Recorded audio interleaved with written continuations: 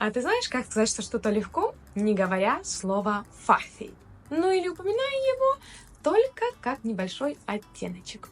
Если знаешь, тогда пиши в комментариях, ну а если нет, тогда досматривай видео до конца, потому что сегодня мы разберем целых 5 интересных, очень альтернативных вариантов.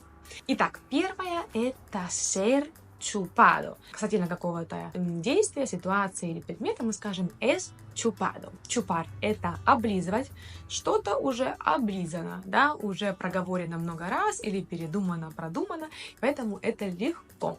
Второй вариант это ser pan comido. Касательно объектов это es pan comido. Съеденный хлеб, если будем дословны. Да, мы уже проживали, глотнули, все поняли, и для нас это легко. Третий вариант это ser или es tirado. Tirar – бросать, ну, бросовое дело, бросовая ситуация, и поэтому мы понимаем, что это очень легко.